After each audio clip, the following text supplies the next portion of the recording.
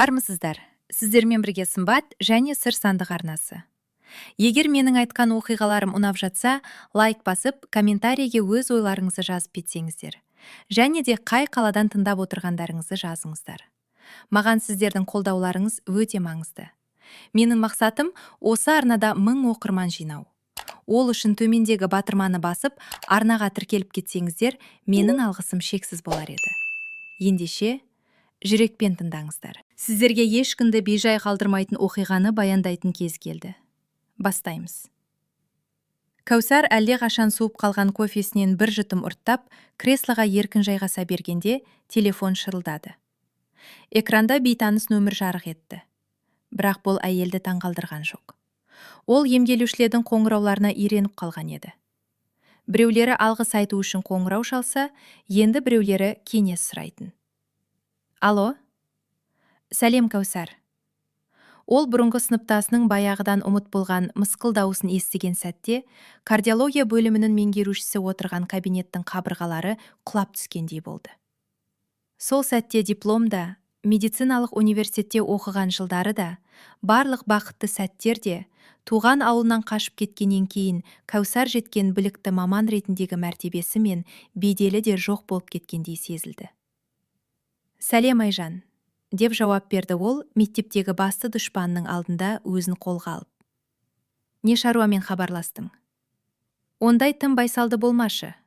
Мен саған бейбіт ниетпен хабарласып тұрмын, деп жауап берді Айжан жымиып. 17 тамызға қандай жоспарларым бар екенін білейін деп едім. Сыныптастар кездесуін ұйымдастырсам ба деп шештім. Мектеп бітіргенімізге 25 жыл болды ғой. Ал біз әлі күнге дейін толық құраммен жиналған жоқпыз. Бір ай уақыт бар екен, деп Кәусар ішінен күбірлеп, үстел суырмасынан күнделігін алды. Жұмыстарымды шегере тұра алатын шығармын. Онда хабарлас. Кездесу орны мен барлық мәліметтерді мен саған семсепен жіберемін. Жақсы. Даусынды естігеніме қуаныштымын, деді Кәусар, бұрынғы сыныптасының қоштасуын да күтпей тұтқаны қоя салып. Оны көптен бері ұмыт болған үрей мен қорқыныш билеп алды. Осыншама жылғы жетістіктері мен бақытты өмірі өткеннің дауысы мен оның өмірін құртып, бір кездері үйі санаған жерден масқара болып қашуға мәжбүр еткен адам туралы естеліктердің алдында көмескіреніп қалды. Айжанның достық пейілмен сөйлегені жай ғана алдау еді. Кәусар өмірде мұндай адамдарды көп кездестірген. Ол сыпайы әрі жағымды адамның бетпердесінің артында өз қанағаттануы үшін ешкімді аямайтын, өзгенің тағдырын таптап өтуге дайын қызғаншақ әрі қатыгез жанның жасырынып жатқанын білетін. Айжан сияқтылар ешкімді сыйламайды және бағаламайды. Бір кездері Кәусар оның қастықтарының кесірінен абыройынан да, сүйіктісінен де айырылған болатын. Бұрынғы сыныптасының қоңырау шалудағы шын мақсаты туралы ойлаған сайын, оның ашуы одан сайын күшейе түсті. Айжан оны келеке еткісі келгені анық. Мектеп бітіргеннен кейінгі 20 жыл ішінде Кәусар ауылда мүлдем бой көрсеткен жоқ.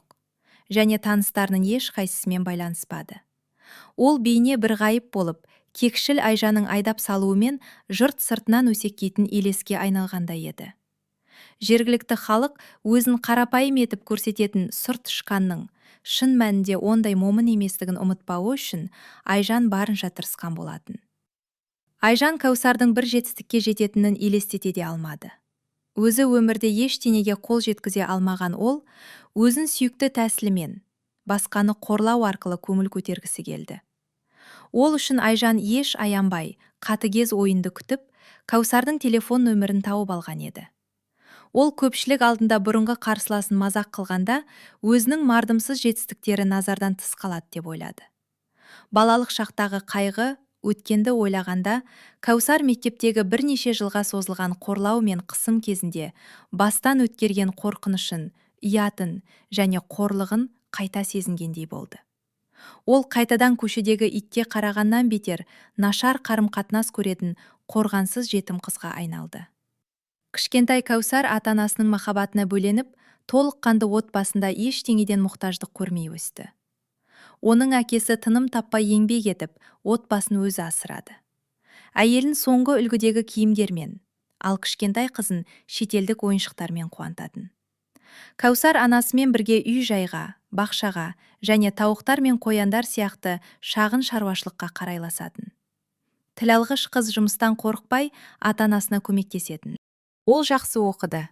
Мектептегі өнер үйірмелеріне қатысты.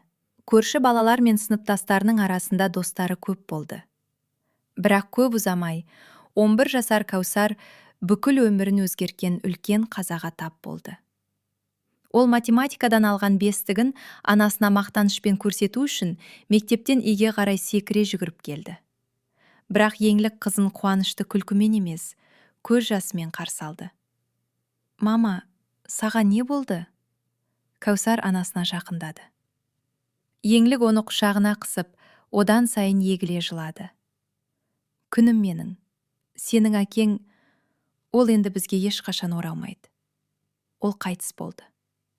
Әкесінің сұмдық өлімінің барлық мән-жайын балаға білмегені дұрыс болар еді.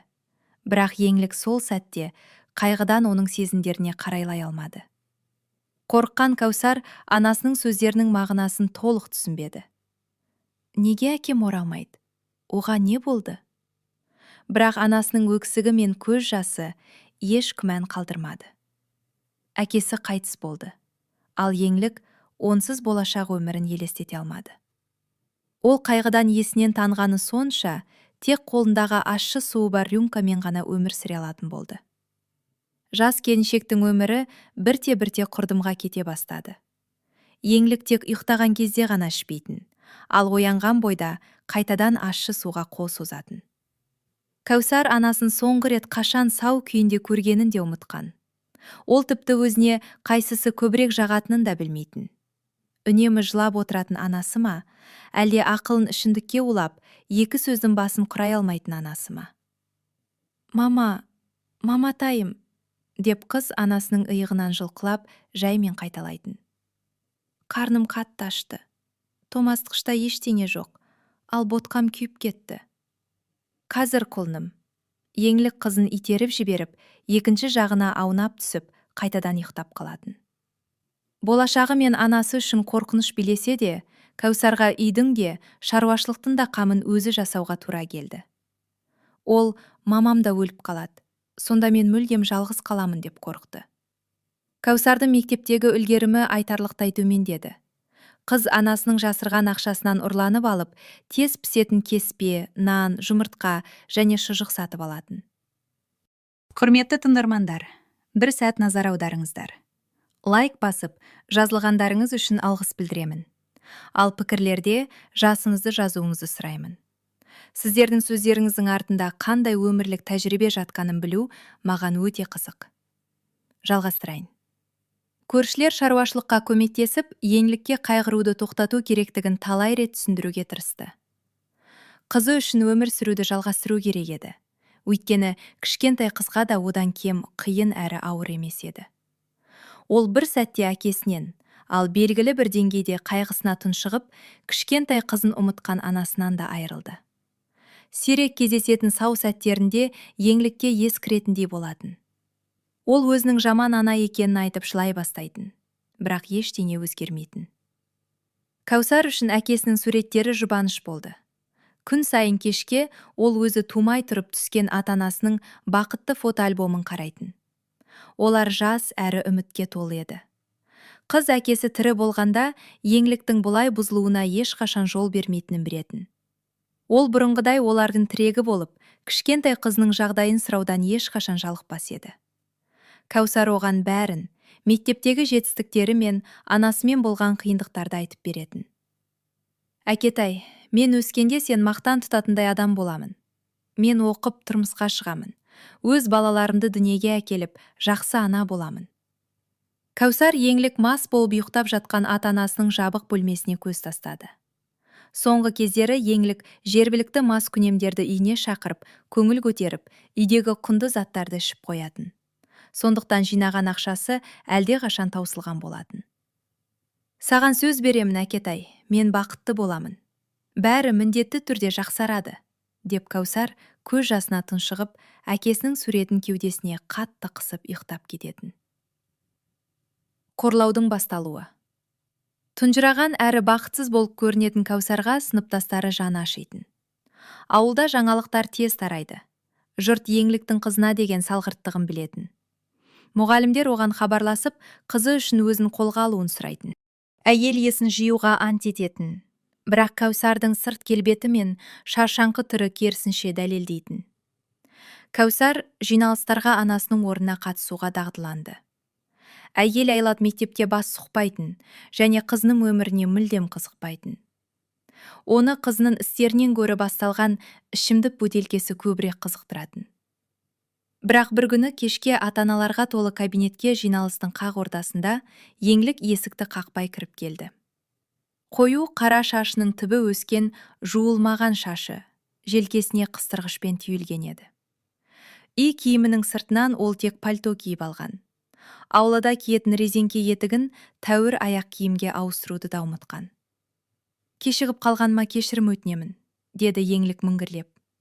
Қызын байқаған ол оның жанындағы үстелге құлай кетті. Еңлік, сіз не, массыз ба? Кәусардың сынып жетекшісі Толқын Пірмахан қызы оған тез жақындап келді. Ал таңғалған ата-аналарға еңліктен шыққан иіс бәрін айтып тұрған еді. Мен бе? Сіз не айтып тұрсыз? Мен ешқашан, деп мәлімдеді еңлік. Ал Кәусар өзіне қадалған жанарлардан жасырыну үшін партаның астына кіріп кеткісі келді. Сіз келуді сұрадыңыз, мен келдім. Не болып жатыр сіздерде? Толқын Пірмахан қызы ұяттан қызарып кеткен оқушысына алаңдай қарап, сөмкесінен телефонын шығарды. Қыз анасының маскүнемдігінен мойнына түскен бейнеттерді барынша көтеріп жүрді. Бірақ масқараға төзе алмады. Мен сізді үйіңізге апарып тастауын сұраймын, деді мұғалім Кәусарға қарап. Тоқтай тұрыңыз. Сіздің маған айтар сөзіңіз бар еді. Айтыңыз, деп талап етті еңлік. Орнынан тұрмақ болып еді. Сүрініп кетіп, парталардың арасына тізерлеп құлап түсті. Кейбір аналар қорқыныштан шошып кетті. Енді біреулері мас әйел тиіп кетпесін деп кері шегінді. Ал үшіншілері еңліктің жасаған көрінісіне қарап күліп тұрды. Кешіріңіздер, Кәусар ұшып тұрып, анасын бар күшімен жоғары тартты. Ешкім оған көмекке келмеді, бірақ ол оны күткен де жоқ. Қыз тек мектептен тезірек кетуді қалады. Ол енді анасының бұл қылығы бүкіл сыныпқа мәлім болатынын білді, және қателеспеді. Сол күні кешке анасынан мас, еңлік туралы оқиғаны естіген Айжан өзінің қуанышын жасырмады. Мен мұндайдан кейін ваннада тұншығып өле салушы едім, деп күлді ол анасына ағынан жарылып. Айжан мен Дариғаның арасында әрқашан жақын қарым-қатынас болған. Әйел қызымен дос ретінде сөйлесетін. Дәл осы Дариға қызының бойында Айжанның отбасы басқа адамдадан артық деген сенімді қалыптастырған. Қыздың ата-анасы жабық базардың иесі еді, және орындарды жалға беретін. Оның ата-анасының табысы сыныптастарының отбасыларынан әлде қайда көп болғандықтан, қыз өзін ханшайымдай, ал қалғандарын өзінің қол астындағылардай ұстайтын. Айжанды басқалардан кем де, артық та емес, үнемі күлімсіреп жүретін Кәусар тітіркендіретін. Ол тез достасып кететін, жақсы оқитын және мұғалімдердің көзайымы еді. Кез келген мектеп мерекесінде Кәусар өнер көрсетушілердің немесе іс-шараның жүргізушілерінің қатарында болатын. Ағасы да, апайы да жоқ ерке Айжан Кәусардың жеңіл мінезіне қызғанатын. Өйткені тіпті оның байлығы мен сыныптастарын асханада тамақтандыруы да оған абырой әкелмейтін. Ол ақжарқын Кәусарға әсіресе ұлдар тарапынан берілетін назарды қызғанатын. Ұлдар оны бірінші болып өткізіп жіберуі, немесе кезекшілік кезінде сыныпты жинауға көмектесуі үшін қыз ешқандай күш салмайтын. Адамдар оған еш себепсіз тартылатын. Бірақ енді Айжан олардың бұл ықыласын қалай қайтару керектігін білді. Сол бір қасіретті жиналыстан кейін Кәусардың өмірі төзгісіз болды. Бұрын ол күн сайын таңертең мектепке қуанып баратын. Өйткені онда ол анасының мас күнемдігін көрмейтін. Мектепте бәрі дағдылы әрі тыныш еді. Ол сыныптастарымен араласып, көңіл көтеруге және проблемаларды біраз уақытқа ұмытуға құқығы бар қарапайым оқушы ретінде өзін сезіне алатын. Достар, кішкене үзіліс жасайық. Егер бұл оқиға сіздің ойыңызбен үндес болса, оны мейірімді белгімен, лайкпен атап өтіңіз. Мен үшін бұл жай ғана статистика емес. Біздің бір толқында екенімізді білдіретін үнсіз сигнал. Егер құпия болмаса, қазір қай қаладан немесе қай елден тыңдап отырғаныңызды жазыңыз. Пікірлеріңізді оқып, қала атауларын көргенде, мен достарымның жүздерін көргендей боламын. Бұл мені жаңа шығарылымдармен жұмыс істеуге керемет шабыттандырады. Ал енді жалғастырамыз. Бірақ Айжан одан бұл құқығын тартып алды. Кәусар неге сыныптастары одан қашатынын бірден түсінбеді. Ол оларды сыбырласады деп ойлады. Бірақ бұрын соңды балалар оның жанында болудан қашқан емес еді. «Не, тірілей көрген ұнамай тұр ма?» деп сұрады Айжан қасын керіп. Ол қолдарын кеудесіне айғастырып, құрбанына қарсыласуды күткендей тәкаппарлықпен қарап тұрды. Кәусар мұндай қорлау мен күдікті көзқарастарға немен лайық болғанын түсінбеді. «Неге бадырайып қарайсың? Біз сен және сенің шешен туралы бәрін білеміз. Мамам маған сендердің қандай лас жерде тұратындарыңды айтты. Ол үйлеріңде егеу құйрықтар мен тарақандар өріп жүр, ал екеуінің бастарында бит бар» деді. «Бұл өтірік!» деп айқайлады Кәусар жұдырығын түйіп. Ол сыныптастарының жүздерінен Айжанның оларға өзі келмес бұрын бірдеңе айтып қойғанын көрді. Оны жұқпалы деп есептеп, жақын жоламауға тырысты. «Сендер қорада тұрғандай өмір сүресіңдер. Үйлерінде кілең қаңғы бастар жүреді. Бәлкім тура қоқыстан келген шығар. Шешеңнің түріне қараса, ол солардан киім сұрап киетін сияқты». Кәусар шыдай алмады. Ол жұрттың көзінше жылап жібермеу үшін сыныптан атып шықты. Артынан мазақ еткен күлкілер мен бірнеше былапыт сөздер естілді. Сабақ басталғанша ол баспалдақ астында отырды. Және оқу күні аяқталғанша басын көтермеді. Қорлау мен мазақтау Кәусар өмірінің бір бөлігіне айналды. Қыз бұл қысыммен қалай күресуді білмеді. Ол ешқашан төбелеспеген және жұдырық жұмсауды дұрыс емес деп санайтын. Ол мұғалімге және оқу ісінің меңгерушісіне шағымданды. Бірақ олар тек қолдарын жайып қана қойды. Олардың көзінше балалар қызға тиіспеуге тырысатын. Бірақ қараңғы түскенде оның өмірін тозаққа айналдыруға дайын еді. Кәусардың туыстарынан тек Ләйла тәтесі, анасының сіңлісі ғана бар еді. Бірақ ол басқа қалада тұратын және жиеннің сыныптастарына ешқандай ықпал ете алмайтын. Кәусардың әділдікке деген үміті үзілді. Ол ренішін жан дүниесінің түкпіріне жасырып, мазаққа төзіп жүрді. Басында ол сыныптастарының отбасы туралы сөздері өзіне тимейтіндей кейіп танытқанмен, көзінен ағжылап жібергелі тұрғаны көрінетін. Ең жаманы, Айжан көпшілікті өз жағына тарталды. Қалған балалар қорлауға қатыспады, бірақ зұлым әрі кекшел қыздың келесі құрбаны болмау үшін Кәусарға араша түспеді. Айжанның бірден ата-анасына шағымданатынын және ересектер деңгейінде жанжал басталатынын бәрі білетін. Тағы бір үлкен қайғы, Кәусар 7-ші сыныпта оқып жүргенде ерте таңмен терезе астындағы шудан оянды. Ол анасының түнгі хикаяларына үйреніп қалған. Ол жиі ішімдік достарымен көңіл көтеруге кетіп, кейін шуылдап оралатын. Бірақ бұл таң қызға басқаша көрінді. Бірдеңе өзгергенде еді. Оны орнынан тұрып терезеден қарауға не итермелегенін түсіндіре алмады. Бірақ солай істеу қажеттігін сезінді. Табалдырық алдында көршілер жиналып, қатты дауыспен бірдеңе талқылап жатты. «Қақсаңшы есікті, осында қанша тұруға болады?» деп аяздан томып тұрған Мәншүк апай күйеуіне ақырып қалды. «Ал неге мен? Мен оған қалай айтамын? Ол әлі бала ғой». «Құдайым-ай, байғұс қызға бұл қандай сынақ еді?» деп қарсы үйдегі Бибігүл әже зарлады. Ол соңғы уақытқа дейін еңлікті маскүнемдіктен алып шығуға тырысқан. Тіпті Кәусардың безбүйрек анасын ақылға шақыру үшін қорғаншылық органдарымен де қорқытқан болатын. «Иә, Кәусардың жағдайына жаның ашыды», деп күрсінді Мәншүк апай. Алдымен әкесінен айырылды. Енді мынау. Кәусардың жүрегі қатты соға бастады. Ұйқылы ояу санасында қорқынышты болжам пайда болды. Бірақ ол бұған сенгісі келмеді. Күртешесін іліп алып, ол Данияр ағайдың алдынан есікті жұлқа ашты. «Мамама не болды?» деп шарасыздықпен айқайлады Кәусар. «Ол тірі ме?» Ересектер тастай қатып тұрып қалды. Ешқайсысы жауапкершілікті өз мойнына алып, еңліктің қайтыс болғанын хабарлауға батылы бармады. Кәусар одан кейін не болғанын есіне түсіре алмады. Оны үйге кіргізіп, төсекке жатқызды. Ол жыламады. Бибігүл әженің тізесінде кілемдегі бір нүктеге телміріп, ешкіммен сөйлеспей жата берді. Көп ұзамай үйде адамдар көбейді. Біреулер мектепке хабарласып, Кәусардың бірнеше күн сабаққа бармайтынын айтты. Көршілер еңліктің сіңлісімен хабарласып, оған сұмдық жаңалықты жеткізді. Айналада қарбалас орнады. Адамдар ешкіммен сөйлескісі келмейтін жетім қызбен үнсіздікте қалмау үшін өздерін тазалықпен немесе тамақ пісірумен алдарқатты. Анасынан айырылған соң Кәусар тұйықталып қалды.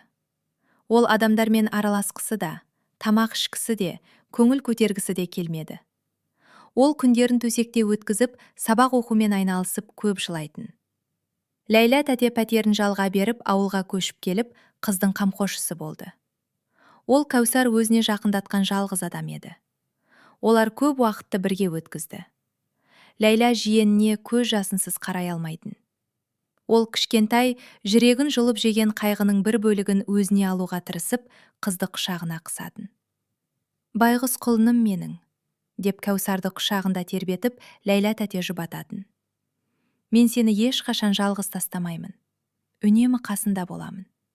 Сен маған бәрін сене аласың. Мен сені қорғайтын боламын». Ләйла тәтенің даусы сабырлы, мейірімдеді. Кәусар өзіне мұндай қарым-қатынасты көптен бері көрмегендіктен марғаудай тәтесіне еркелейтін. Олар міндеттерді тең бөлісіп тату-тәтті өмір сүрді. Ал кештерін бірге мультфильмдер мен фильмдер көріп, үстел ойындарын ойнап, жақын маңдағы қалаға серуендеуге баратын. Үй қыз үшін қайтадан оралғысы келетін қауіпсіз жерге айналды. Ләйла тәтесінің жанында ол өзін керек әрі сүйікті сезінді. Оны бағалап, қамқорлыққа алды. Және бірте-бірте Кәусар белсендірек әрі көңілді бола бастады. Махаббат пен сатқындық. Мектеп жылдары Кәусардың есінде ата-анасы тірі кезіндегі қуанышты сәттермен немесе сыныптастармен жақсы араласқан кездермен қалмады. Оның жадында Айжан тарапынан болған қорлау мен мазақ, және оның жандай шаптарының бұзақылық әрекеттері мәңгілікке сақталып қалды. Жоғарғы сыныптарда басты дұшпаны ермек үшін Кәусардың оқу құралдарын терезеден лақтырып жіберу, немесе тақта сүртетін борлы шүберекті басына тастай салу сияқты істерді ойлап таппағанша, оны ешкім байқамайтын. Не болса да өмір сүруге Кәусарға Ләйла тәтенің қолдауы көмектесті. Дегенмен, кейде бейбақ қызды ыза мен әділетсіздіктен көз жасы тұншықтыратын. 11-ші сыныпта Кәусардың мектебіне көрші ауылдан Руслан ауысып келді. Ұзын бойлы, сымбатты. Ол бірден бірнеше қызға, соның ішінде Айжанға да ұнап қалды. Ол уақытты босқа өткізбей, жаңа оқушының назарын Кәусар арқылы өзіне аудармақ болды. Сонымен бірге басқа қыздарға өзімен бәсекелесудің салдары ауыр болатынын ескерткісі келді. Айжан әдейі Кәусардың заттарын партадан құлатып жіберіп, оның ашық жатқан дәптерін басып өтті. «Кешір жаным», деп мысқылдады ол, баяғы құрбанның көзіне тура қарап. «Мен оны қоқыс деп ойлаппын, ал оның орны үстелде емес. Сенің ескі кітаптарының түріне қарасақ, оларды қоқыс жәшігінен тауып алған сияқтысың». Артқы партадағы Айжанның құрбылары сықылықтап күлді. «Оған тиіспе». Руслан орнынан атып тұрып, Кәусардың кітабын, дәптерін және қаламсабын жерден көтеріп алды. «Міне, жарқыраған сауыт киген сері де табылды». Айжан кірпігін қақып қойды. «Түсінемін. Кейде менің де қайшыға ақша тастағым, немесе аш мысықты тамақтандырғым келеді. Менің саған бір қойғым келіп тұр. Бірақ мен қыздарды ұрмаймын», деді жігіт нық дауыспен. Сол кезде Кәусар Айжанның жанарындағы ойыншыл көзқарастың жоғалғанын байқады. Ол адамдарды отбасының байлығымен және билігімен таңғалдыруға дағдыланған еді. Оны не айналып өтетін, не қолдайтын. Бірақ Руслан екі санатқа да кірмеді. «Жарайды, кеттім». Айжан оның кеудесінен жай ғана нұқып қалды. «Неге сонша байсалдысың? Біз Кәусар екеуміз ескі достармыз. Сен жай ғана менің әзілімді түсінбей тұрсың. Оған тиіспе дегенді мен шын айттым», деп мәлімдеді Руслан оның артынан. «Оған тиісетін болсаң, мен шара қолданамын». «Рахмет, бірақ қажет емес еді», деді Кәусар, оған ұзақтан ашулы Айжанды бақылап. «Егер оған бірдеңе болса, ата-анасы сенің басыңды жұлып алады. Бетпақ қыз: мен үшін проблема емес. Ренжітсе маған айт. Кәусар өз көзіне өзі сенбеді. Оған алғаш рет біреу араша түсті. Ол Русланның батылдығы қаншалықты ұзаққа созылатынын білмеді. Бірақ оның күлкісі үміт ұялатқандай еді. Келесі үзілісте ол Кәусардың көршісімен орын ауыстырып, оның партасына отырды. Мен сынып жетекшісімен сөйлестім. Жігіт оған көзін қысып қойды. Енді сен ресми түрде менің қорғауымдасың. Кәусар Русланның ілтипатынан ерік кете жаздады. Ол сөзінде тұрып, Айжанның оған баяғыдай тиісуге деген құлшынысын толығымен жойды. Енді сыныптастар асханаға да, үйге де бірге баратын. Әлеуметтік желілерде сөйлесіп, бір-біріне қырындап жүрді. Күн өткен сайын Кәусар ғашық бола бастады. Ішіндегі көбелектермен бірге жан тыныштығы да келді. Русланның жанында ол өзін қауіпсіз сезінді. Оны енді мазақтамады, итермеді және сырт келбетіне қатысты улы пікірлер айтпады. Руслан Кәусарға деген сезімін жасырмай, оның шашына, қолына кездейсоқ тиіп кететін. «О, кірпігің түсіп кетіпті», деді ол әңгіме ортасында. Және құрбысының бетіндегі шашты ақырын алып тастады. Олар мектеп стадионында қызғылт сары үйеңкінің астында отырған еді. Жігіт тым жақын еңкейді. «Сен сондай әдемісің», деп сыбырлады ол. Ал Кәусардың тынысы тарылып кетті. «Рұқсат па?» Қыздың көзқарасы Русланның ерініне сырғып, оның ернін өз ерінен сезінгенде көзін тарс жұмды. Ол батылсыздау оның мойнынан құшақтап, сүйісіне жауап берді. Бөтен адамның демінен бетінің қытығы келіп, жағымды сезімге бөленді. Бір-бірінен бөлініп, ғашықтар ұяла жымиып, өз сезімдері туралы сөйлесті. Сол күні олар қыз бен жігіт болып жүре бастады. Мектепте Кәусар мен Русланның қарым-қатынасы туралы жаңалық ешкімді таңғалдырмады. Олар барлық жерде бірге жүретін. Ол оны қорғайтын. Ол оның баскетбол жаттығуларының бірде-біреуін жібермейтін. Кәусар мұның нағыз махаббат екенін білді. Ол бұрын соңды мұндайды сезінбеген. Және Ләйла тәтесімен өз күтулері мен армандарымен бөлісетін.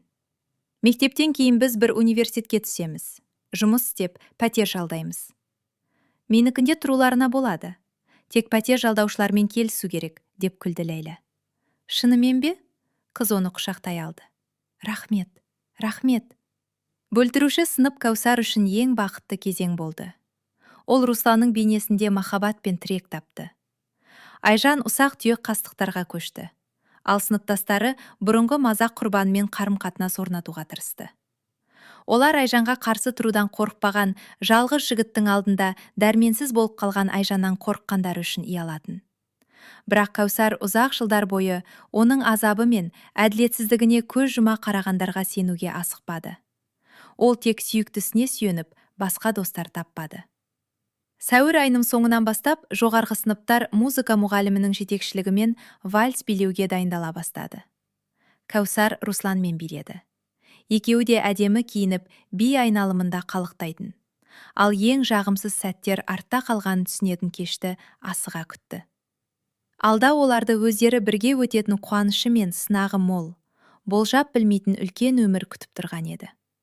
Кезекті дайындыққа мәжіліс залына келген Кәусар, ол жерде тек Айжанның құрбысы Назеркені көргеніне таңғалды. Ал басқалар қайда? Дайындықты шегерді.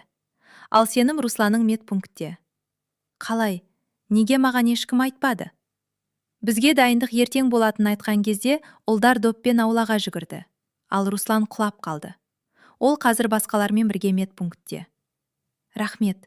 Кәусар алғаш рет Айжанды қолдап, оның барлық ақшымақ қылықтарына күліп жүретін, тіпті қулық туралы ойламаған қызға алғыс айтты. Медбикенің кабинетінде ешкім болмады. Бірақ қыз дәлізге шығып үлгермей жатып, есік оның тас төбесінен жабылып қалды. Демал, құрбым, деп естіді ол Назеркенің даусын. Содан кейін Айжанның күлкісі естілді. Ей, шығарыңдар мені! Мүлде местерінен адасыңдар ма? Кәусар есікті ұрғылады. Бірақ дұшпандарының аяқ дыбыстары алыстап кетті.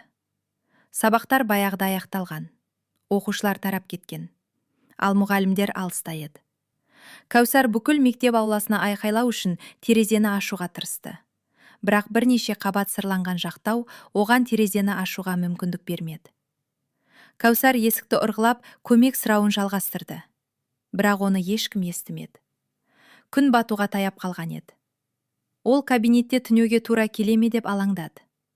Ләйлә тәте жиенін іздемеді. Өйткені таңертең жоғарғы қабаттағы көршілері пәтерін суға батырып жібергендіктен өз қаласына кеткен болатын. Құтқаруды күтер ешкім жоқ еді. Қолдарын басының астына қойып, Кәусар қағаздар мен дәрі-дәрмек иісі аңқыған үстел үстінде ұйықтап кетті. Оны тек таңертең ғана құтқарды. Оны көріп шошып кеткен медбике мектеп оқушысын тауып алып, тәтесімен байланысып, екінші сабаққа оралу үшін үйіне жіберді. Айжан әдеттегідей жазасыз қалды. Ал Руслан сүйіктісін дәлізде көріп, оны ренжіп қарсы алды. Сен қайда жоғалып кеттің? Мен сені бүкіл дайындық бойы күттім. Ескертуге болар еді ғой, деп бүртейді ол қолдарын кеудесіне айқастырып. Кәусар үнсіз оны жұбаныш іздеп құшақтай алды да, сол сәтте жылап жіберді. Руслан сүйіктісінің көз жасынан жібіп, оны өзіне қысты. Шындықты білген ол, оның құлағына жылы сөздер сыбырлап, басынан сипады. Оңбаған десе, мүлдем ажырамас болды ғой. Ештеңе етпейді. Жақында бәрі бітеді. Соңғы бір ай шыдау қалды. Сосын біз оны ешқашан көрмейтін боламыз. Руслан Кәусардың мұрнынан сүйіп, оны үйіне шығарып салу үшін сабақтан кетіп қалды.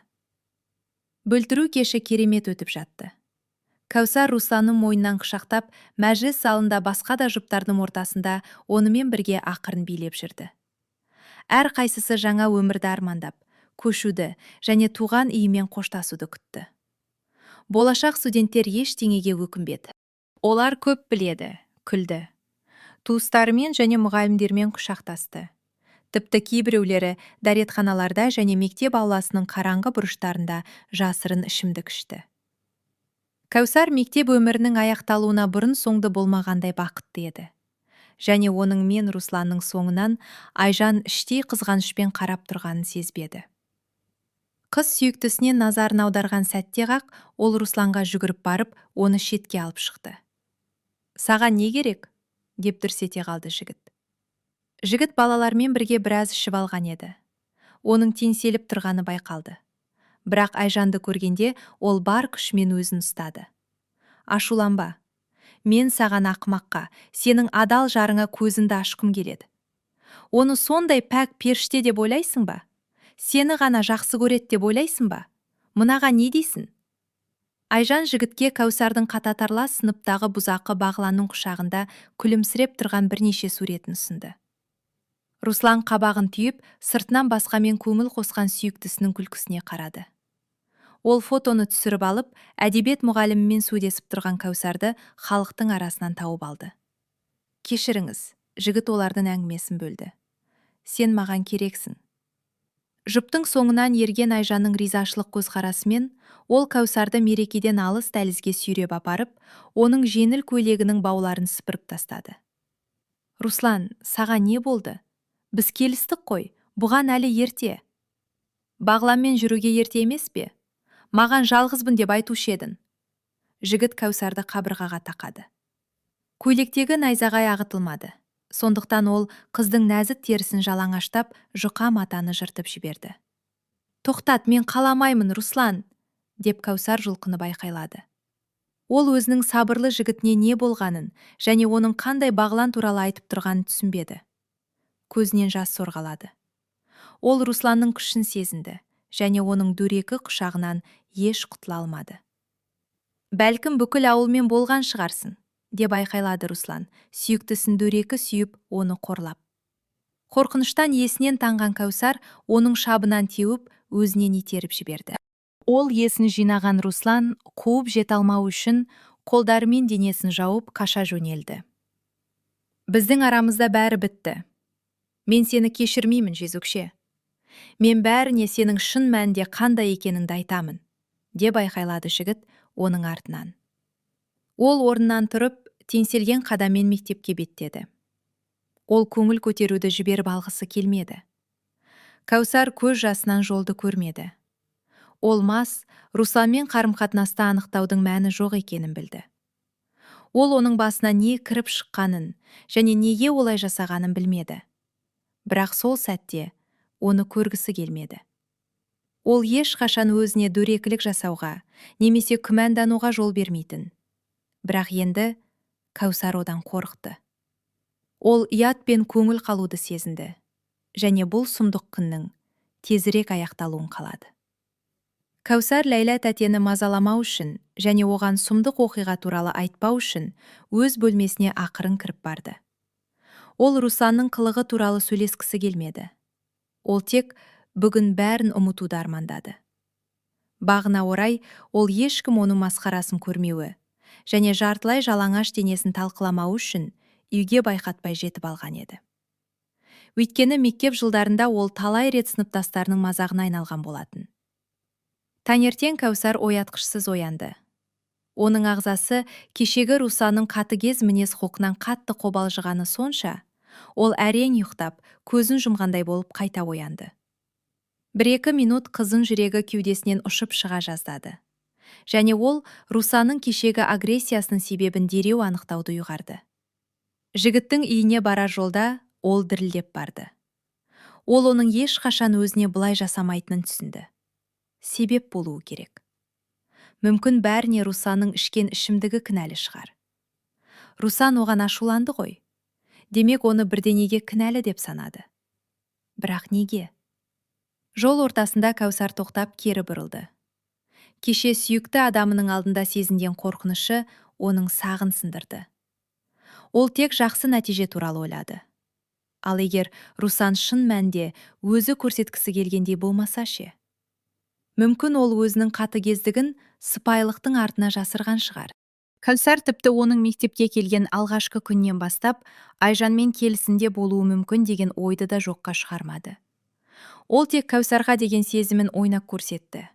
Кейін ауыр соққы жасап, оның бақытты болашаққа деген барлық армандары мен жоспарларын бұзу үшін. Жоқ, Руслан бұған қабілетті емес. Ақымақ ойларды өзінен қуып, Кәусар жібіттің қақпасына жетіп, үйге қарай жүрді. Есікті қақпас бұрын бірнеше минут табалдырықта тұрды. Руслан бірден шықпады. Кәусар оның кешігуі, оның қанындағы алкогольмен және кеш серуендеумен байланысты екенін түсінді. Өзімен емес. Бірақ мазасыздық дұрыс ойлауға кедергі келтірді. Неге сонша ерте? Ұйқылы ояу Руслан есікті ашып, сүйіктісіне ақмақтана қарап қалды. Кіруге бола ма? Менің ойымша, біз сөйлесуіміз керек. Жауап күтпестен Кәусар Русланның қасынан өтіп үйге кірді. Ол барлық мәселелерді тастап, сүйікті адамын құшақтап, оның иісін жұтып, тынышталғысы келді. Руслан сүйкімді көрінді, және оны қуып шығуға асықпады. Ол орындыққа отырып, қызға бұлыңғыр көзқараспен қарады. Біз бұрын сенімен ұрысқаған емеспіз. Әр жұпта мұндай болады. Егер біз бірге өмір сүргіміз келсе, біздің көзқарастарымыз бөлінеді.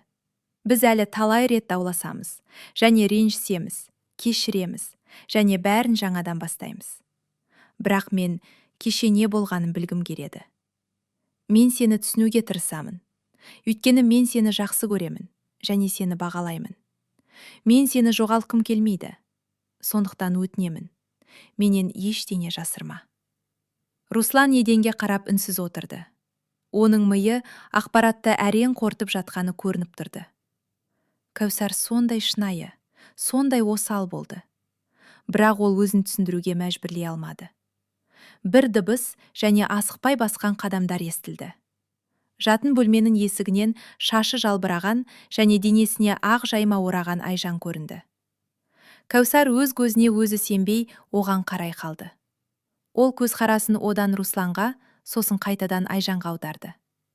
Ол олардың арасында не болғанын түсінді, бірақ сатқындық фактісін қабылдай алмады. Сонша ерте келіп қарым-қатынасты анықтау міндетті ме? Айжан кербездене Русланға жақындап, оның иығынан құшақтап, еш ұялмастан бетінен сүйді. Сенде, Кәусар, мүлдем ұят жоқ екен. Жеке өмірінде проблемалар болса, сонда біз сенің кесірінен зардап шегуіміз керек пе? Сен қалай ғана бұлай жасадың? Деді Кәусар дірілдеген дауыспен. Оның көзінен жас парлады. Ол Айжанның бар екенін елемеді, және оған жаңжал бастап, жігітті бөлісіп ләззат сыйлағысы келмеді. Бірақ эмоциялар жеңіп кетті. Кім түсіндіру керек болса, ол сен. деп арсыздана мәлімдеді Айжан. Руслан сияқты жігіттер жолда жатқан жоқ. Өзің кінәлісің. Оны алдадың, момын болып көріндің. Бірақ сөйтсең, жуастан жуан шығады екен. Мені таңғалдырдың әрине. Мен тіпті аздап таңғалдым. Неге таңғалдым? Көңіл көтеруді үйренгеніңе сен үшін қуандым. Айтшы, Бағлан қаншалықты жақсы? Айжан, керек емес, деп оның қолынан ұстап Руслан өтінді. Не туралы сөз болып жатыр? Айжан, Бағланның бұған қандай қатысы бар? Мен тек сені жақсы көремін. Және басқа жігіттерге тіпті мені үйге дейін шығарып салуға да рұқсат берген емеспін. Деп Кәусар оған түсіндіруге тырысты. Бірақ бәрі бекер. Бұл сандырақты қайдан алдың? Оны жайына қалдыр, деп әңгімеге қайта қосылды Айжан. Ол сөмкесінен кешке Русланға Кәусардың сатқындығының дәлелі ретінде көрсеткен фотоларды шығарды. Бұл ешқашан болмаған. Кәусар фотоларды қарсыласына қайта лақтырды. Сен мұны қалай жасадың? Бұл бәрі сенің ісің. Жек көремін сені. Жек көремін. Руслан қыздардың ортасына тұруға асықты. Кәусардан бойы биік тұрған ол, оның иығынан қатты ұстап көзіне қарады. Жоғал бұл жерден, өтірікші. Енді сені жанымнан көрмейтін болайын. Бүкіл өмірімді құрттың, масқара еттің, ал мен сені әлі де қорғаппын. Сені басқаша деп ойладым. Айжан, сен сияқты емес екен. Бірден маған сенім артқаным жақсырақ еді. Өзіңді пәк қыз етіп көрсетпей. Мүмкін сен басқа біреуді ойлап, сонымен төсектес болғандықтан менімен жақындықты қаламаған шығарсың. Кәусар шыдай алмады. Ол оның қолынан сытылып шығып, бетінен шарт еткізіп ұрып жіберді. Енді қайтып маған жолаушы болма. Бақытты болыңдар, ақмақтар. Бір-біріне лайықсыңдар. Екі зұлым, бақытсыз адам. Мен сенен қатты көңілім қалды, Руслан. Өмірімде мүлдем пайда болмағаның жақсы еді. Кәусар қанша батыл болуға тырысса да, ол дұшпандарын артта қалдырып, көз жасына тұншығып үйден атып шықты. Руслан басын қолмен ұстап еденге отыра кетті. Бір күнде қаншама оқиға. Ол мүлдем басқа өмірді және басқа қызбен бірге болуды армандаған еді ғой. Жүр төсекке, жаным, деп Айжан оны орнынан тұрғызуға тырысты. Анау сүмірейген қызды ұмыт. Өзіңе келу үшін саған демалу керек. Кәусар жұбаныш таппады. Ол Русланмен қоштасуды ауыр қабылдады. Өйткені жақындарынан айырылудың қандай болатынын ол өз тәжірибесінен білетін. Ол ішінде бірдеңе өліп, бос кеңістік пайда болғандай сезінді. Бұл бос кеңістікті тәтесінің жұбатулары да, жақын арада оның өмірін түбегейлі өзгертуге уәде берген болашақ туралы ойлар да баса алмады. Айналадағы бәрі қызға сүйіктісін еске түсіретін. Ол оны жек көрді, бірақ жібере алмады. Және оның сатқындығына сене алмады. Егер оның шын мәнінде маған сезімі болғанда, ол бүкіл өмірімде мені қорлап келген адамның құшағынан жұбаныш іздеп жүгірер ме еді? Демек, ол мені ешқашан бағаламаған және сыйламаған. Екеуміздің арамызда тек мен ғана оның оғаш мінез құлқын талқылауға келдім. Ол мені қатты қорқытса да, мен оны кешіруге дайын едім. Мен бәрін ұмытқым келді. Өйткені бәрі қателеседі. Және екінші мүмкіндікке лайық. Бірақ жоқ. Ол бәрін білемін деп шешті. Және менен сұраудың орнына сол арзан қол қызға сенді. Деп Кәусар долданды. Қазір жиеніне тек өз қатысуымен ғана көмектесе алатын тәтесінің тізесінде жатып. Кейде ол бірдеңе айтатын. Бірақ оның ешқандай сөздері, тіпті ең дана сөздері де қызға көмектеспейтінін түсінетін. Оған іштегісін шығару, қайғыру, Русланды жіберу керек еді. Түсінемін, саған қазір өте ауыр. Бірақ Русланның саған деген мұндай көзқарасынан кейін, дәл қазір айырылысқандарың өте жақсы болды. Бейтаныс қалада бірге өмір сүргенде, барлық адамдар сияқты сендерде де көп келіспеушіліктер туындар еді. Ал сенім жоқ жерде берік қарым-қатынаста болмайды. Онда оның түрлі қылықтарынан кейін сен мүлдем жалғыз қалуың мүмкін еді. Мен сенің осында менімен болғаныңа, сені құшақтап, қолдау көрсете алғаныма қуаныштымын деп, Ләйла мейіріммен айтты, Кәусарды құшақтап. Мен сені қатты жақсы көремін. Сен болмасаң не істер едім, деді Кәусар көз жасын сүртіп. Сен маған анамның орнын бастың. Мен мұқтаж болған махаббатты бердің. Менде Руслан жоқ болса да құрып кетсін. Есесіне менде сен барсың. Және мен сені жақсы көремін. Менің кішкентай қызым. Ләйла тәте жиенін өзіне қысты. Жаман ойлардан не жақсы көмектесетінін білесің бе? Жұмыс. Жүр, тұшпара тиеміз. Кәусар Русланның сатқындығы мен Айжанның зұлымдығы туралы аз ойлау үшін тәтесінің кеңестерін пайдаланды. Ал оқуға толықтай ену оған әлде қайда жақсы көмектесті. Кәусар медициналық университетке түсуді ұйғарды. Сондықтан бірінші курс студенттерінің әдебиеттерін оқи бастады. Мәнін түсіну үшін кейде бірнеше рет оқуға тура келетін күрделі терминдер басындағы барлық артық ойларды қуып шықты. Кәусарды мүлдем басқа өмір, басқа жерде, және оған бір тамшыда мейірімділік пен жанашырлық танытпаған, жалықтырған адамдарсыз өмір туралы ойлар қуантты. Әрине, енді ол зираттағы туыстарына жиі бара алмайтын болады. Бірақ есесіне ешқашан мектепке оралмайды. Қыз сыныптастарының ешқайсысымен байланыс орнатпайтынын және Ләйла тәтеден ауыл тұрғындарына өзі туралы ештеңе айтпауын сұрайтынын нақты білді. Оны болашақ перспективалар қуантты. Жаңа адамдар, білім және соққы жейтін қыз деген таңбасыз жаңа өзі. Кәусар бәрі өзгеретініне және тұрғылықты жерін ауыстыру оның жараларын жазатынына сенді. Русланмен қоштасқанға дейін Кәусар оқушыға кетпейінше өзіне жеңілдейтінін ойламаған еді. Бірақ олардан айырылысқанына 1 ай өтті, және бұл ай оны жек көрінішті күннен ғажайып түрде алшақтатты. Ол келесі айда енді жыламайтынына және Русланның соңғы қоңыраудағы фотоларын қарамайтынына өзін сендірді. Жазда Кәусар үйде жиі жалғыз қалатын. Өйткені тәтесі жұмысқа кететін, ал ол сүйіктісіне оймен қайта оралмау үшін өзіне іс тауып алатын. Есіктің күтпеген жерден қағылуы оны креслодан тұрып дәлізге шығуға мәжбүр етті. Ләйла көршілермен дос еді, сондықтан кейде оларға бір шыны шай ішуге көрші әйелдер кіріп шығатын. Немесе жан тазалығы мен өз бақшаларынан жемістер мен жидектер әкеліп беретін. Бірақ Кәусар табалдырықта Айжанның өзі тұрады деп күтпеді. Ол әдеттегідей күтілген өзгермес тәкаппар күлкісімен тұрды. Менің үйіме келуге қалай бетің шыдады? Деп тістенді Кәусар. Мінеки ол қандай екен?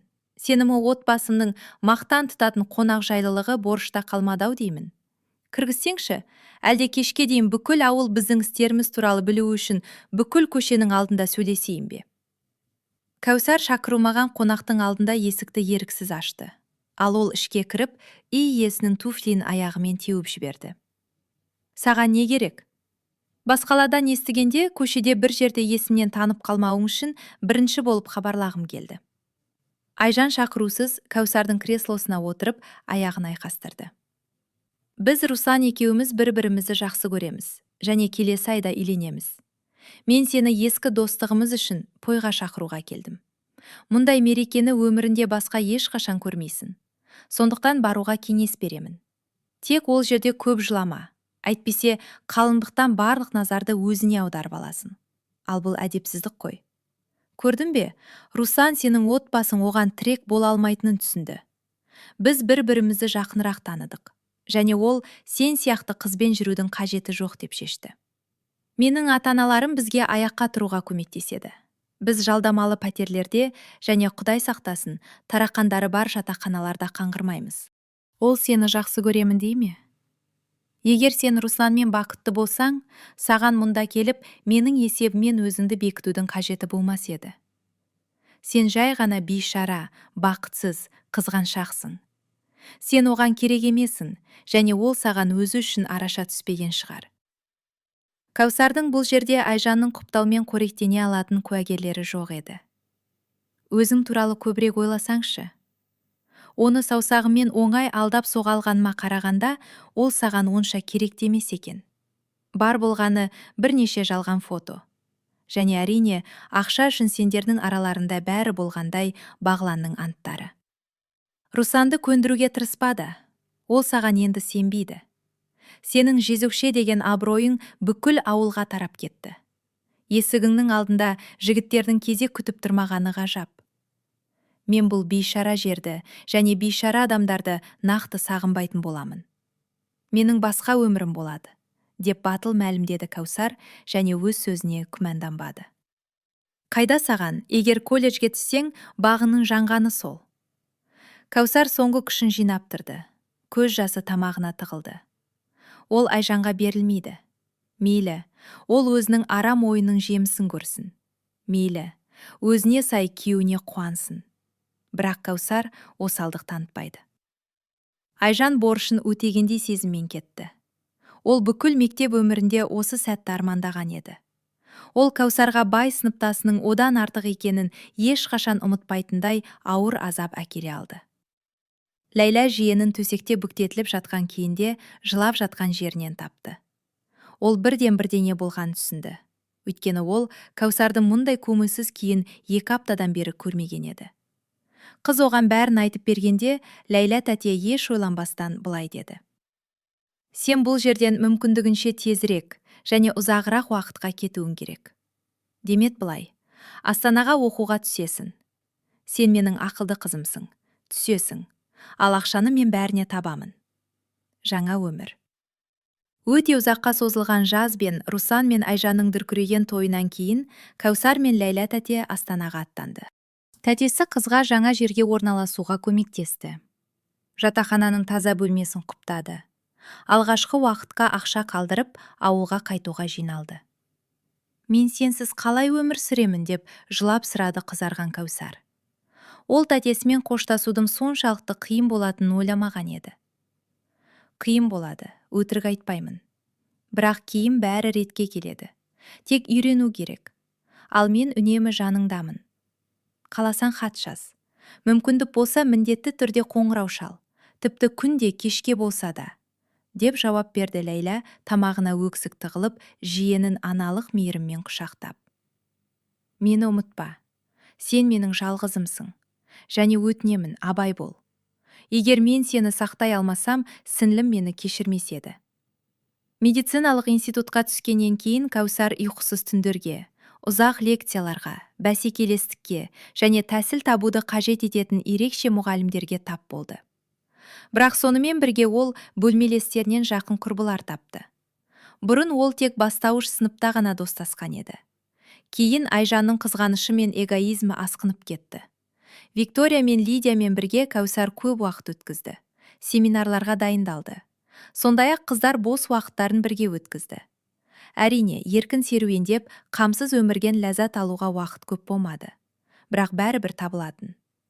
Олар бірге жігіттермен танысты. Кездесулерге барды. Қиындықтарды бастан кешіріп, жаңа эмоцияларды сезінді.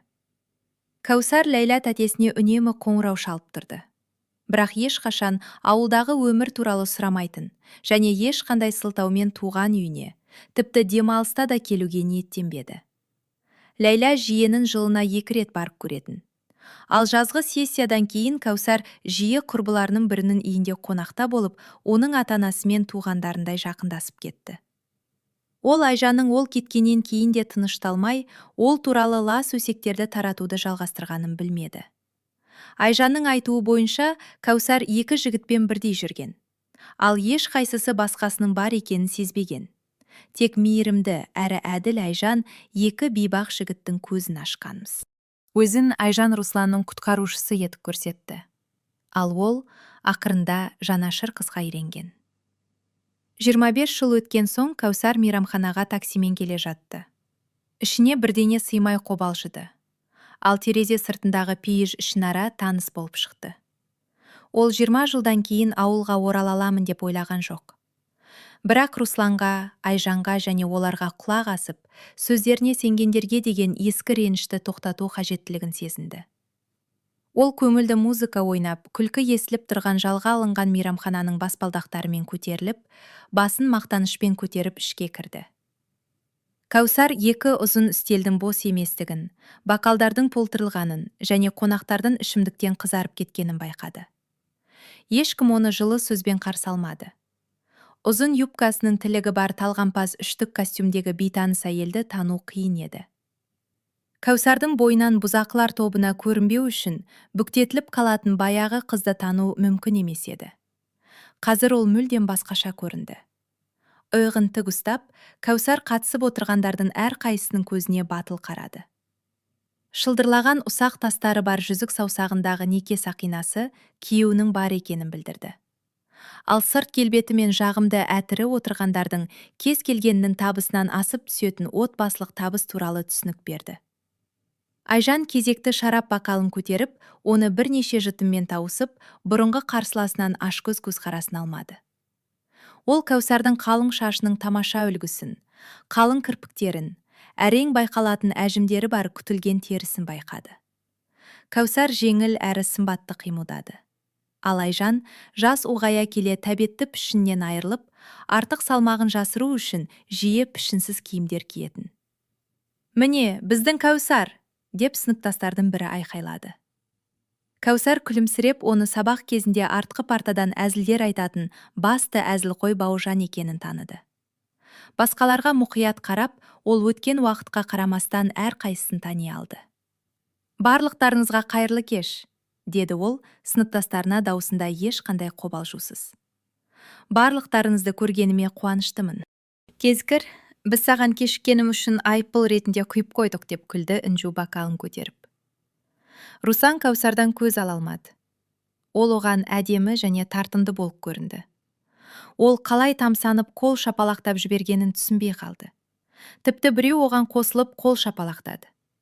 Басында ол орнынан атып тұрып, Кәусарға Айжан екеуімен бірге отыруды ұсынды. Ол өзінің алғашқы махаббатын көріп сиқырланып қалғандай болды. Алғашқы және белгілі болғандай, жалғыз махаббаты. Қазір оған қарап тұрып, ол 20 жыл бұрын қалай қателескенін түсінді. Бірақ уақытты кері қайтару мүмкін емес еді. Кәусар Русланның ықыласын байқамағандай сыңай танытып, Бауыржан мен Інжудің ортасына отырды. Бірнеше қатты құшақтасулар, қуанышты сәлемдесулер және өзі туралы айтып беру өтініштері жалғасты. Ол тамақтанып алған соң жаңалықтармен бөлісуге уәде берді. Кәусар мұндай қабылдауды күткен жоқ еді. Айналадағы адамдар бейне бір айырылыспағанда еркін араласты. Әзілдесіп, балаларының, үйлерінің, жер телімдерінің суреттерін көрсетті. Оған тамсана қарап, банкеттегі ең жұмбақ қонақ жауап ретінде қараған кезде ұялып көздерін алып қашатын. Сыныптастар өткенді еске алып күлісті. Ал Айжан кезекті бокалды тауысып, жадындағы кейбір оқиғаларды жаңартпақ болды. «Ал естерінде ме?» деп күлді ол. Оның төмен, дөрекі дауысы қабырғалардан жаңғырып кетті. Кәусарға Айжанның ауылда тұрып, көбінесе ішімдікпен көңіл көтеретіні анық еді. «Естерінде ме, оның басына борлы шүберек тастағанымыз? Ол сосын күні бойы бірдеңе сасып жүрді. Ал парфелін таба алмай қалғанда ше, ол күні бойы техникалық қоймада жатқан еді ғой. О, тағы бір оқиға болды». Айжан Кәусарға деген ашуын алуды жалғастырды. Ол әлі күнге дейін оны жек көретін. Өйткені өзінің сәтсіз өміріне шын жүректен соны кінәлі деп санайтын. Онымен некеде Руслан қателігін тез түсінді. Тек кеш болған еді. Және қайынатасы мен қайыненесінің ақшасы арқылы ашылған ешқандай мүмкіндіктер жағдайды түзете алмады. Айжан қатты қызғаншақ және әлсіз еді. Русланды емдену туралы орындалған армандарына қарамастан, оның жүрегі ешқашан шын мәнінде оған тиесілі болмады. Кездесудегілер мектептегі мінез құлықтарынан ұялып, бір-біріне ыңғайсыз қарай берді. Айжан ауылдық сәтсіз әйелдің сөздерінен еш жараланбаған Кәусарды қорламақ болып бейшара көрінді. Кәусар бұрынғы қарсыласына ішіндегісін айтуға мүмкіндік беріп, сол арқылы оны сыныптастарының алдында төмендетті. «Мынаған қарандаршы, астаналық байшыкеш болып киініп алыпты. Ол бәрінің көздеріне құм шашып отыр. Ал қане, айтшы, қалай ақша таптың? Мүмкін екі жігітпен бірдей араласу тәжірибен көмектескен шығар, байдың асырантысы». Кәусар сәл жымиып орнынан тұрды да, жауап күтіп отырғандардың жүздеріне қарады. Бәрі өздерінің енді бала еместігін, ал Айжанның оларды қорқыта алатын адам еместігін түсінді. Қазір бұрынғы оқушылар ересектерге айналған, ал дөрекі қызбен есеп айырысу олардың жасындағы адамның нақты проблемаларының алдында түк емес еді. «Ал енді менің сөйлейтін кезегім», деді Кәусар жеңіл, бірақ сенімді түрде. «Ең алдымен сыныптастар, кездесуіне бір ғана қарапайым себеппен келгенімді айтқым келеді. Өзіме қатысты мектептегі мазақтаулар тақырыбын бір жола және мәңгілікке жабу үшін. Сіздердің еш қайсыларыңыз менің орнында болған жоқсыздар. Және мектеп жылдарындағы сіздердің мазақтарыңыздың, улы сөздеріңіздің, елемеушіліктеріңіздің және маған деген түсініксіз қатыгездіктеріңіздің маған қандай әсер еткенін түсінбейсіздер. Және білесіздер ме?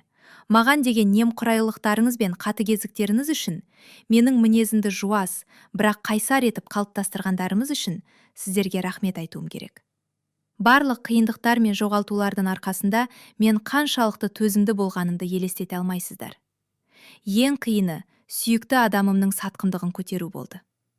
Кәусар өзінен кінәлі көзқарасын ала алмай отырған, бірақ жерге кіріп кетуді армандаған Русланға қарады.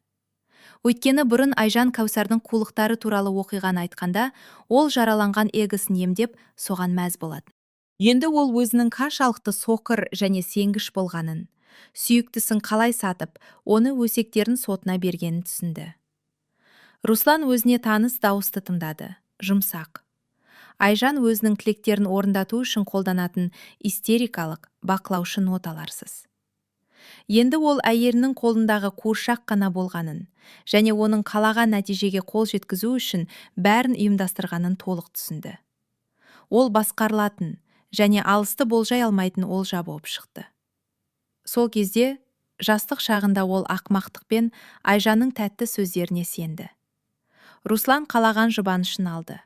Тек Айжан көп ұзамай өзінің нағыз бет-бейнесін көрсетті. Ал Кәусар бұрынғы қалпында қалды. Ол ешқашан төмендік пен өтірікке бармас еді. Жылай бергеніңді қойшы, деп мас Айжан оның сөзін бөлді. Сонымен біздің арқамызда неге қол жеткіздің? Мен медициналық институтты үздік бітірдім. Алдымен қалалық ауруханада жұмыс істедім. Ал қазір Астанадағы ең жақсы клиникалардың бірінде кардиология бөлімін басқарамын. Егер біреуге кеңес қажет болса, мен оны тегін жүргіземін. Бірінші курста мен болашақ күйеуім Дастанмен таныстым. Күйеуінің атын атаған кезде Кәусар еріксіз жымиды. Ол оның өміріндегі басты ер адам болды. Сүйікті, мейірімді және қамқор. Ол мамандығы бойынша реабилитолог. Біз қаладан 30 шақырым жерде үй салып, 2 бала тәрбиелеп отырмыз. Асан 17-де, ал Айару 5-те. Сыныптастары Кәусардың өмірі ең жақсы жолмен қалыптасқанын мойындап, бастарын шайқады. Балалық шағында соншама қиындықтарды бастан кешірген ол, кейінірек өзінің еңбегі мен ақылымен жеткен барлық нәрсеге лайық болды. Кешіріңіздер. Кәусар сөмкесінен телефонын алып қоңырауға жауап берді. Ол өзінің жағдайын сұраған күйеуінің дауысын естіп жымиды. Енді маған әлде қайда жеңіл, деді ол телефонмен сөйлесіп болған соң сыныптастарына. Сөйлеуге мүмкіндік бергендеріңіз үшін рахмет. Сіздерге мықты денсаулық тілеймін. Мамандарға денсаулықтарыңызды үнемі тексертіп тұруды ұмытпаңыздар. Егер керек болсам, Айжанда менің нөмірім бар. Ал қазір маған кету керек. Сау болыңыздар. Руслан Кәусарды мейрамхананың дәлізінде қуып жетті. Ол онымен енді кездесуге мүмкіндік болмайтынын түсінген кезде орнынан ұшып тұрған еді. Кәусар, өтінемін, тоқтай тұршы. Әйел әңгімеге араласуға ешқандай ықылассыз тоқтады. Саған не керек, Руслан? Деп шаршаңқы дауыспен сұрады ол. Жалынамын, мені кешірші, ақымақ болдым. Мен сол кезде Айжанның мені алдап жүргенін сезбедім де.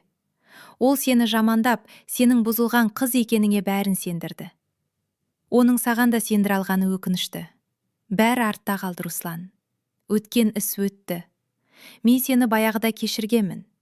Өз өмірімен сүре бер. Саған бақыт тілеймін, шын жүректен. Руслан Кәусардың артынан далаға шықты. Ал ол баспалдақтарға қарсы тоқтаған қара автокөлікті күлімсіреп қарсы алды. Одан қолына үлкен раушан гүл шоғын ұстаған ұзын бойлы, мығым ер адам шығып, оны әйеліне ұсынып, оны қатты құшақтады.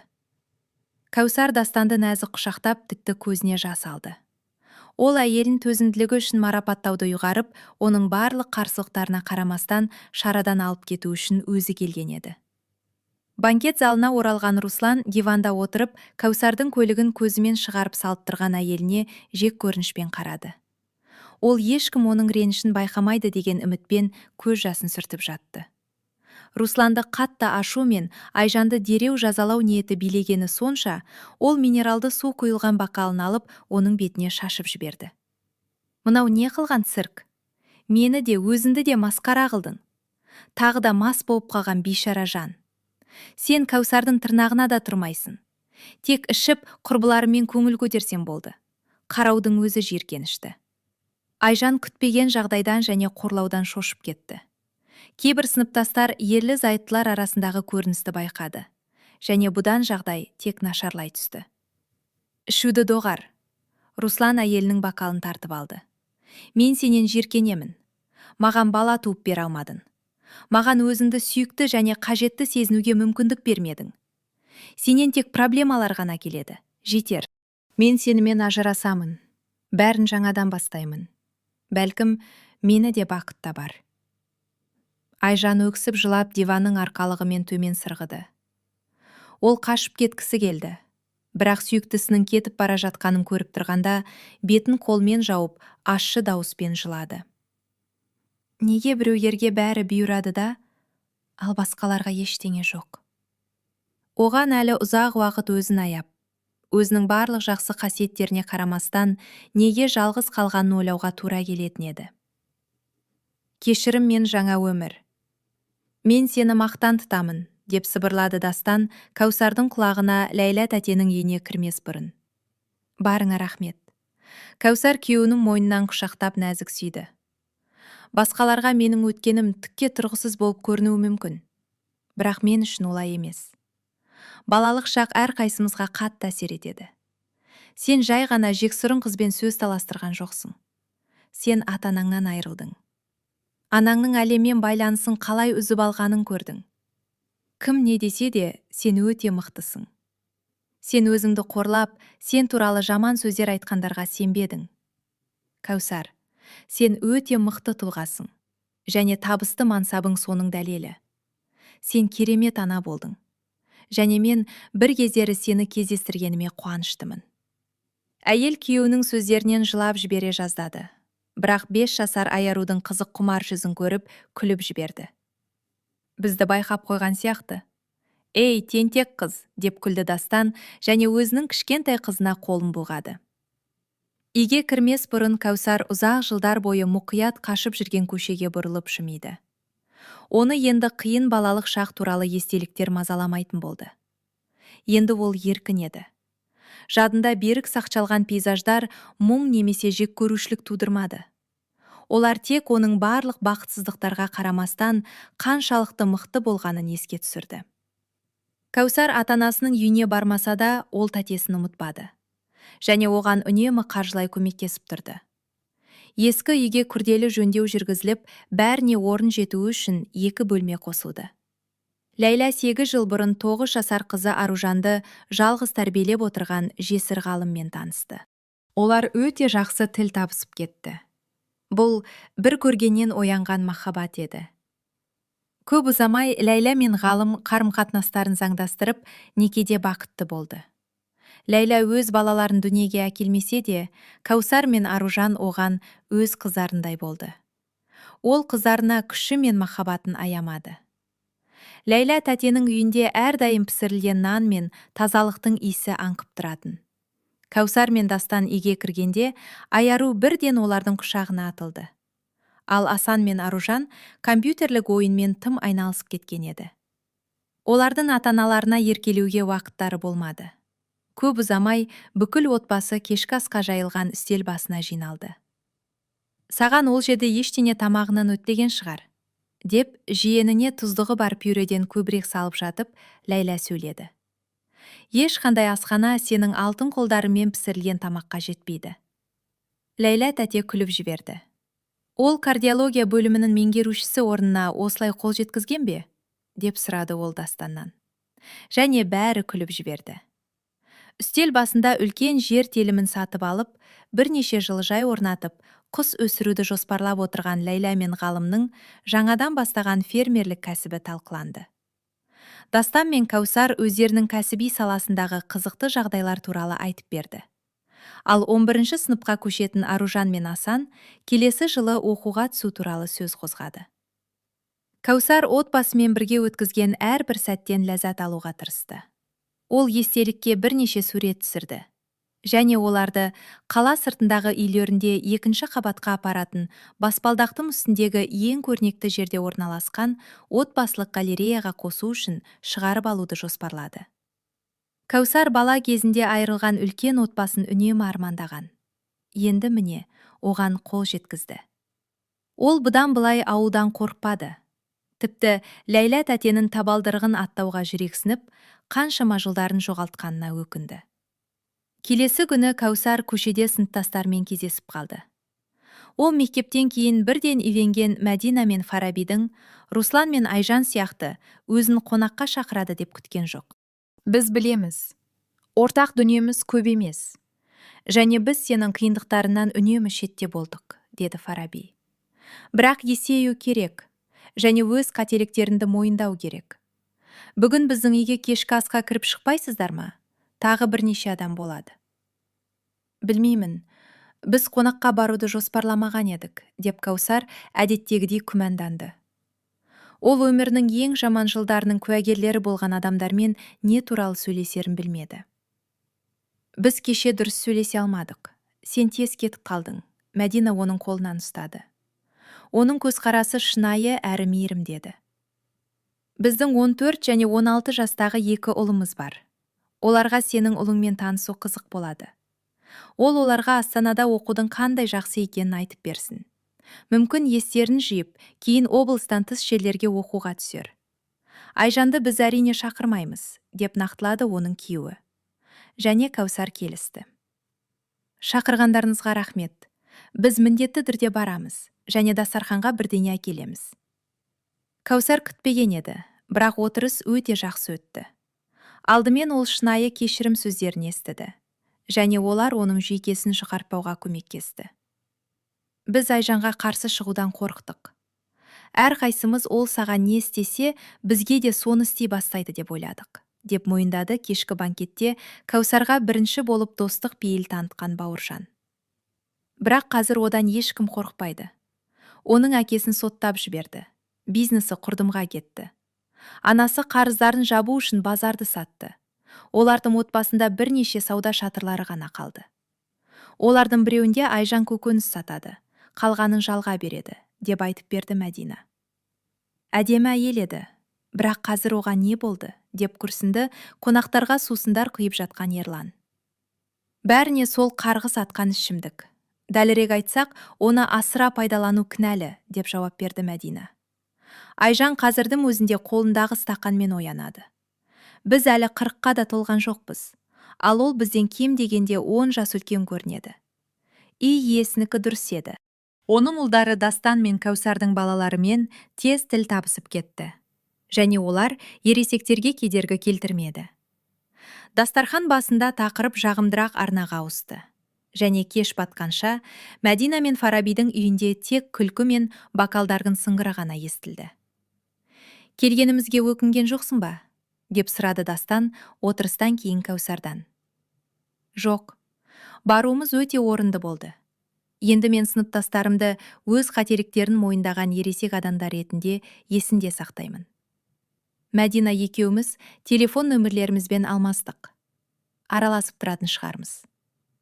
Демек, сапарымыз бекер болмапты, деп қорытындылады Дастан күлімсіреп. Ол сүйікті әйелінің жүрегінде тыныштық орнағанына қуанышты еді. Айжанның құлдырауы Руслан алдаған жоқ. Банкеттен кейін кешке ол барлық заттарын жинап, ата-анасының үйіне көшіп кетті. Айжанға тіпті хат та қалдырмады. Ол оған бәрін мейрамханада айтқан болатын. Және оның жылап айтқан сөздерін тыңдауға, немесе өзін басқаруға жол беруге ниетті емес еді. Айжан біреуді жігерлендіріп көкке көтеруде жақсы еді. Бірақ сонымен бірге адамға кінә сезімін таңып, өткен істерін жуып шаю үшін өзіне жағынуға мәжбүрлей алатын. Айжан Русланның соңынан жүгіріп, бәрін жаңадан бастауды сұрамады. Ол Кәусармен кездесуден кейін күйеуінің басында бәрі орнына түскенін, және оның әйелі үшін қарсыласының алдында өзін бекітудің құралы ғана болғанын түсінгенін білді. Енді Айжан ешкіммен бәсекелесе алмайтын болды. Жұмыстан кейін ол бірнеше бокал шарап ішіп, қатты ұйқымен бәрін ұмытатын. Тек осылай ғана ол Русланның оның өмірінен кеткенімен келісе алды. Оның жақын құрбылары болмады. Бір кездері билік жүргізген қыздан отбасы банкротқа ұшыраған кезде бәрі қашып кетті. Ол енді кештер ұйымдастыра алмайтын, ақшаны оңды-солды шаша алмайтын. Сондай-ақ ренжіген құрбыларын қымбат киімдермен немесе аксессуарлармен сатып ала алмайтын. Ол өзін тастанды, бақытсыз және ешкім түсінбейтіндей сезінді. Айжан адамдармен тіл табысу неге соншалықты қиын екенін ешқашан түсінбеген. Оның қарапайым баланың армандауы мүмкін барлық нәрсесі болды ғой. Бірақ ол әрқашан көбіректі қалады. Ол басқалардан биік болуды, оларды өзінің артықшылығына сендіруді қалады. Ал бұл ешқашан ешкімге ұнамайтын. Тіпті туған анасын да оның проблемалары мазаламады. Күйеуі қамалғаннан кейін әйел жаңа тұрғылықты жерге көшіп, ауылда мүлдем көрінбеді. Айжанды Кәусардың жиі көзіне түсетіні бәрінен де қатты тітіркендіретін. Бірнеше айда бір рет ол сүт өнімдерінің жарнамасынан шыққандай бақытты отбасымен, күлімсіреп орман алаңқайында серуендеуді ұйымдастырып, жергілікті тұрғындарды сыбырласуға мәжбүрлейтін. Бәрі Кәусардың жетістігіне таңғалатын. Тіпті осындай білікті дәрігердің олардың өлкесінде өскеніне, бейне бір оның жетістіктеріне өздері қол ұшын бергендей мақтанатын. Базарда кездесіп қалғанда әйелдер тіпті амандаспайтында. Айжан оны Русланның кетіп қалуына кінәлап, жек көрінішпен қарап шығарып салатын. Ал Кәусар бұрынғы сыныптасын байқамаған сыңай танытатын.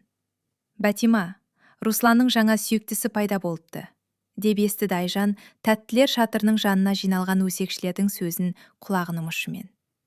Ол Айжанның бұғауынан құтылған бойда, өз бақытын сол жерден тапты. Ол көз тартарлық еркек қой, әлі күнге дейін назар аударады. Мен таңғалмаймын. Есесіне Айжанға қараудың өзі қорқынышты. Ішімдіктен ісіп кеткен. Осылайша түбі ішіп өледі-ау. Мүмкін онымен сөйлесіп, бірденемен көмектесерміз. Оған көмектесудің қажеті жоқ. Әйтпесе сенің күйеуіңді де тартып алар.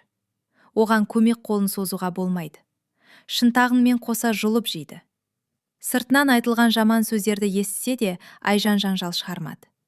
Оның өз атын қорғауға күші қалмаған еді. Және одан енді ешкім қорықпайтын.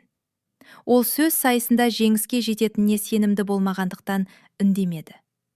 Енді ол айыптау мен мазақтаудың нысанасына айналды. Адамдарға үнемі өсек айту үшін нысана керек. Бұрын бұл Кәусар болатын. Айжан өзінің басына түскен барлық бақытсыздықтарға лайық екені туралы ойлана бастады. Ол сыныптасынан күйеу жігітін тартып алды. Оның еркін жаншыды. Кәусар туралы жиіркенішті өсектер таратты. Енді оған мақтанатын ештеңе қалмады. Ол ауыл тұрғындарынан еш кем емес еді. Ал Русланның жаңа сүйіктісінің жүкті екендігі туралы жаңалық оны толығымен құлатты. Құтқарылу. Ұйқы арасында ол алдыңғы есіктің қатты қағылғанын естіді. Бірақ ағзаға ұйқысын қандырып, есін жию үшін әлі уақыт керек еді. Тоқтаусыз қағылған дыбыс басылмады. Содан кейін терезе әйнектері дірілдеді. «Айжан, аш есікті, мен сенің сол жерде екеніңді білемін», деп айқайлады Кәусар терезені ұрғылауын тоқтатпай. Ол Айжанның Руслан орала қалған жағдайға деп қалдырған құрап қалған гүлі бар гүл құмырасының астынан кілтті тауып алып үйге кірді. «Мәс саған, мына сасық иістай», деп қатты ашуланған әйел барлық терезелерді ашу үшін едендегі лас киімдер иіндісінен және жуылмаған ыдыстар мен тамақ қалдықтарына толы үстелдің қасынан өтіп барлық бөлмелерді аралап шықты. «Тұр, ұйқыдағы ару, тұр, кімге айтып тұрмын?» Ол Айжанды жылқылады, ал ол жауап ретінде түсініксіз бірдеңе міңгірледі. «Базарға шықпағаныңа 2 апта болды. Адамдар сені әлде қашан өлдіге санап қойған. Үй иесі есін жиған кезде ол шу шыққан жаққа барып, жиналған ас үйде үй тауығының етінен кеспе көже пісіріп жатқан Кәусарды көрді. «О, ояндың ба?» «Айжан, саған өзіңді аяу деген сезім мүлдем жоқ па? Менің анам сияқты дуалдың түбінде үсіп өлгің келе ме? Өзіңнің барлық сәтсіздіктеріңді маған ілгің келе ме?» «Жоқ, енді бала сияқты өзіңді ұстауды доғар. Жауапкершілікті өз мойныңа ал. бәрін таста да бұл жерден кет. Сені ауылда не ұстап тұр? Айжан үстел басына отырып, алдына қойылған жас көкөністер қосылған хош иісті көжені ақырын іше бастады. Ол Кәусардың өз үйінде жүргені туралы ештеңе айтпады. Оны улы сөзбен қарсы алмады. Өтпе желден тоңып қалған аяқтарын бауырына тартып, ол бос тәрелкені қосымша сұрап созды. Ал Кәусар күліп жіберді. Білесің бе, егер адамдармен адамша аралассаң, өмір сүру оңайырақ болады, деді ол, алдына тәрелкені ешбір ашусыз қоя отырып.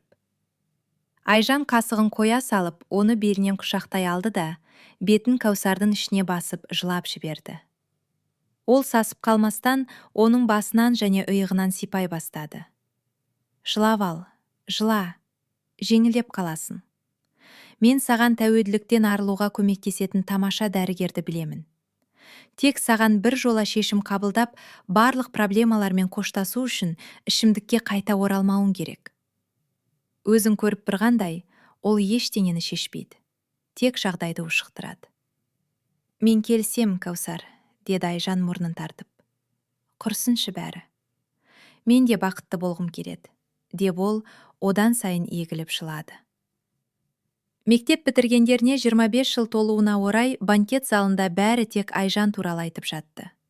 Астаналық маманның көмегімен тәуелділігін жеңген ол, көрші қаладан бір ер адаммен танысып, сүйіктісінің соңынан сол қалаға көшіп кеткен болатын. Айжан қонақ үйде әкімші болып жұмысқа орналасты. Ал Самат өз мамандығында сұранысқа ие еді. Тумысынан мықты механик. Туған қаласында ол туралы адамдар осылай дейтін. Айжан өткенді жіберіп, басқа адамдарға тигізген азабы үшін өзін өзі кешіре алды. Русланның екінші қызы дүниеге келгенін естіген ол, оған қоңырау шалып, отбасының көбеюімен құттықтап кешірім сұрады. Кәусармен Айжан құрбы болған жоқ. Бірақ енді адамдар оның аузынан бұрынғы қарсыласы туралы тек құрметке толы сөздерді ғана еститін болды. Құрметті достар, мінеки, біздің оқиғамыз да аяқталды. Бұл әңгіме өткеннің реніштері бізді қаншалықты терең жаралайтынын және бәрін жеңіп шығу үшін қаншама күш қажет екенін еске салады. Менің сіздерге бір сұрағым бар. Бірақ әңгіме желісі бойынша емес. Пікірлерде өздеріңіздің жеке тәжірибелеріңізбен бөлісіңіздер. Сіздер осындай қиын өмірлік сәттерден қалай өтесіздер? Қайғыны босатып, өзіңізге қарай қадам жасауға және осындай ауыр жағдайдан шығуға қалай күш табасыздар? Келіңіздер, талқылайық. Өйткені сіздердің оқиғаларыңыз бен тәжірибелеріңіз басқа адамдар үшін маңызды қолдау мен құтқарушы шырақ болуы мүмкін. Егер әңгіме жүрегіңізден орын тапса, лайк басыңыздар. Пікірлерде өз ойларыңызды қалдырып, арнаға жазылуды ұмытпаңыздар. Менің мақсатым арнада 1000 оқырман жинау. Маған қолдау білдіріп арнаға жазылып кетсеңіздер. Басқа да бейнелерді қараңыздар. Олар қазір экранда пайда болған плейлистте орналасқан. Сыр сандық арнасы. Күндеріңіз жақсы өтсін. Әр күнді махаббатпен сүріңіздер.